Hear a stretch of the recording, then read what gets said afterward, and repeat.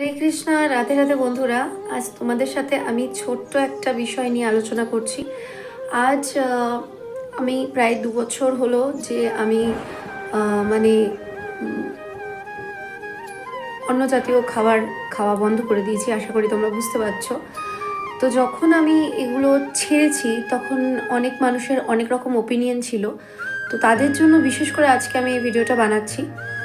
তো দেখো, তোমাদের গীতার দুটো ছবি তোমাদের সাথে আমি শেয়ার করছি, কারণ আমি গীতা পাঠ করি, গীতা পড়ি। তো এখনও অতটা ভালো করে পড়তে পারি না, কিন্তু মানেটা অবশ্যই বুঝেই তোমাদের বোঝাচ্ছি। চলো, ভালো লাগলে এই ভিডিওটা অবশ্যই শেয়ার করে যেও। যত সনাতন ধর্মী আছো, আমার মতন ভগবানের ভক্ত, তারা অবশ্যই শেয়ার করবে। চলো দেখাই। দেখো এখানে কি বলছে, ছবিটা দেখো, খুব ভালো করে একটু ছবিটা দেখার চেষ্টা করো তোমরা।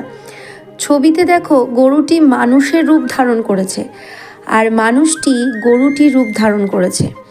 আর এখানে ভাগবতে কি লেখা আছে সেটাই তোমাদের দেখাচ্ছি। ভগবদ গীতায় বলা হয়েছে, জীব মৃত্যুর পূর্ব মুহূর্তে যে রূপ চিন্তা করে প্রাণ ত্যাগ করে, পরবর্তী জন্মে সেই রূপ দেহ লাভ করে।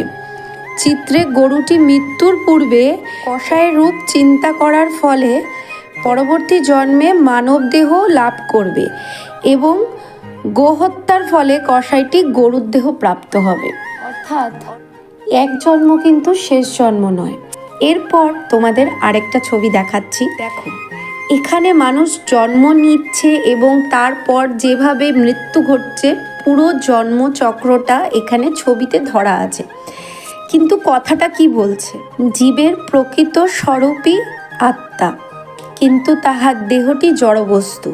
কারণ সে কখনো শিশু, কখনো কিশোর, কখনো যুবক এবং অন্তিমে বৃদ্ধাবস্থা থেকে শেষে মৃত্যু। দেহ অকেজ হয়ে গেলে তার মৃত্যু হয়, কিন্তু আত্মা যেহেতু অবিনশ্বর, সেহেতু আত্মা অন্য দেহ গ্রহণ করে। অর্থাৎ আমাদের পরজন্ম আছে এবং এই জন্মের কর্ম আমাদের নির্ধারণ করবে যে আমরা কি রূপে পরবর্তী জন্মে জন্মগ্রহণ করব। আমি মানুষ রূপে জন্মগ্রহণ করতে চাই এবং ভগবানের সেবায় নিজের সমস্ত জীবনটাকে অতিবাহিত করতে চাই, যাতে আমি আমার প্রকৃত ভক্তরূপে পরজন্মে একটা স্বীকৃতি পাই। আর সেই জন্যই আমি এই ভালো কাজ করছি। আর যেগুলো অশুদ্ধ খাবার সেগুলো গ্রহণ করা আমি বন্ধ করে দিয়েছি। যদি আমার মন শুদ্ধ থাকে, আমার যদি আত্মা শুদ্ধ থাকে, তাহলে আমার জন্মও শুদ্ধ হবে। হরে কৃষ্ণা, রাধে রাধে। তোমরা সকলে ভালো থেকো।